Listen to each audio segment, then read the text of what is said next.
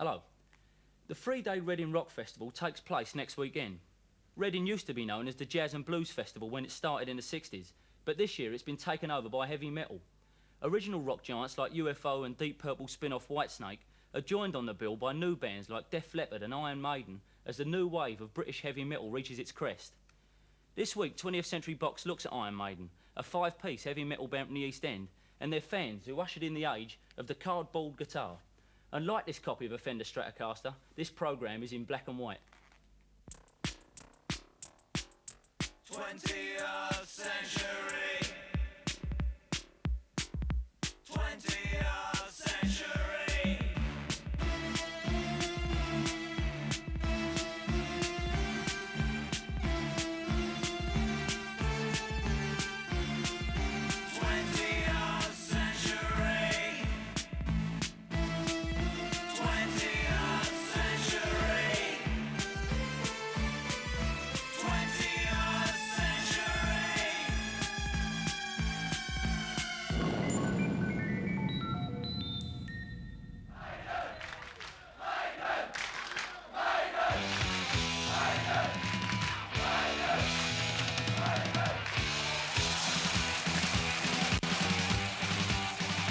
Friday night at the Marquee, and East End rock band Iron Maiden are playing the second of 3 nights at the club. These gigs, at the end of a gruelling concert hall tour covering 40 venues, are by way of a thank you to their delirious fans. Outside in Wardour Street though, the fans are less than delirious. They have queued for over an hour, only to find that the club is already packed. I mean, to sell out, what is it? 7 to 8 and you can't get in the Marquee? It's like a new trend really, like punk was and new wave and mod is, and like there's a lot of new bands are coming through and a lot of them brought out really good singles. You can go to a punk gig and they're all got spike gear and they're, you know, in their punk gear, or disco freaks with their silly little shoes on, you know, and people see us and they know straight away that you're heavy rockers, like. If I had £1 for every time I'd seen Iron Maiden, I'd be a rich man by now. I'm a Lloyd's underwriter actually. It's what? Lloyd's underwriter, right? Do people you work with? Right. No, I don't like it at all. We insure all this equipment in there.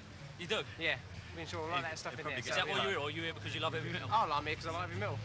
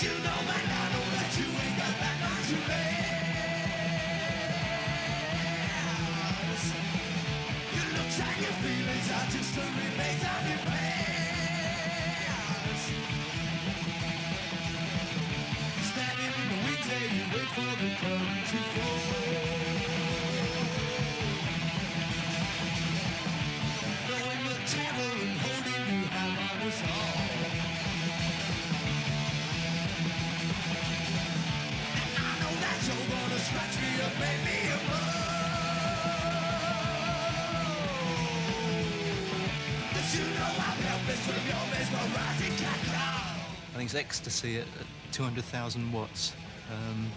It's very simple, but it's enormously enjoyable.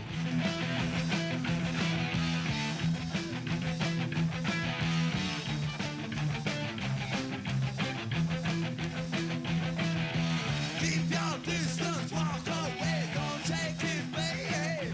Don't you stay, don't fade away, yeah. Watch us step peace out to get you come by me. Don't you stay.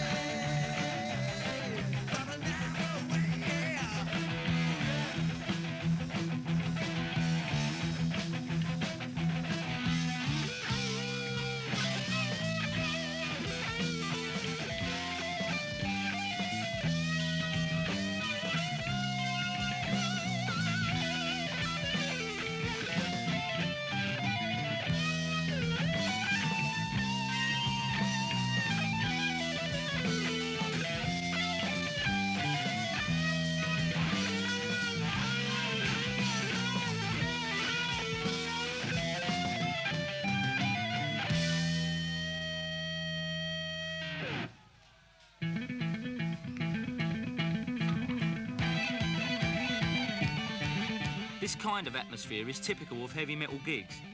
Iron Maiden have a devoted and crazy following. Even bass guitarist Steve Harris admits to being astounded by the reaction of the fans. They do seem to look up the bands. But then I think a lot to do with it is because I think really they like to be up there as well, you know. I think they like to imagine themselves being up on the stage playing. I think that's probably what it is. I mean, I must admit, you know, when I used to go and see bands before, I always thought, God, you know, I'd love to be up there playing and, you know, that. Now it's a bit weird looking at it from the other side of the fence, if you know what I mean. Like, you're up there playing and crowds all going balmy about you. Like, it's really weird.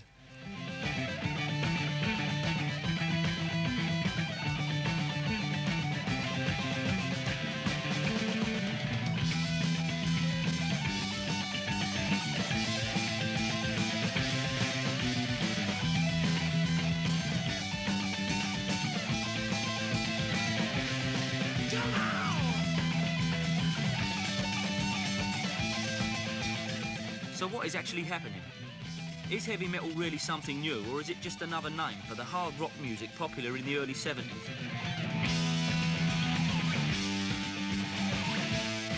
A lot of heavy metal fans don't like the term revival. They point out that heavy bands like Van Halen and Judas Priest were packing the Hammersmith Odeon throughout the punk rock period. DJ Neil Kay has been playing hard rock for years and doesn't like the label heavy metal. I despise the term heavy metal. I think a little bit of an explanatory note here, maybe.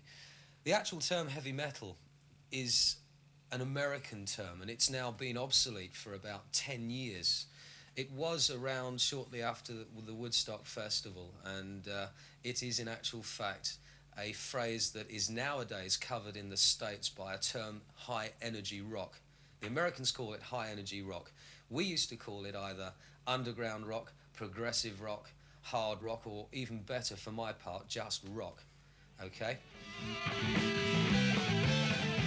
It's not a new resurgence. Let's establish this fact once and for all, shall we, if we possibly can, as wide across the country as is feasible.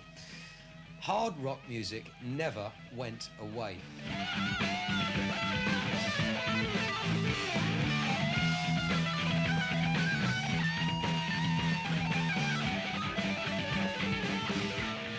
But if it never actually went away, hard rock certainly became more remote from the audience.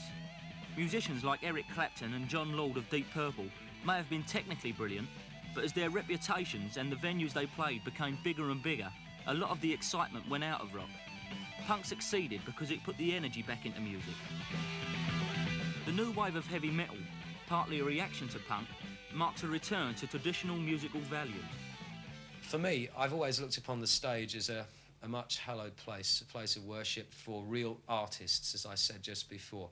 That doesn't just stem from rock and roll days. To me, Judy Garland was a real artist, Al Jolson was a real artist. People like that gave their all and everything for the stage, and most of them finished up dying for it as well. And in my view, nobody should be allowed to stand on a stage unless they can actually present the total professional thing, unless they really can sing and really can play.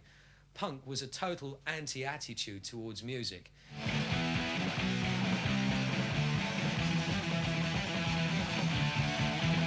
But punk itself has left a big mark on the new generation of heavy rock bands who play with an energy which is closer to the Sex Pistols than it is to Led Zeppelin.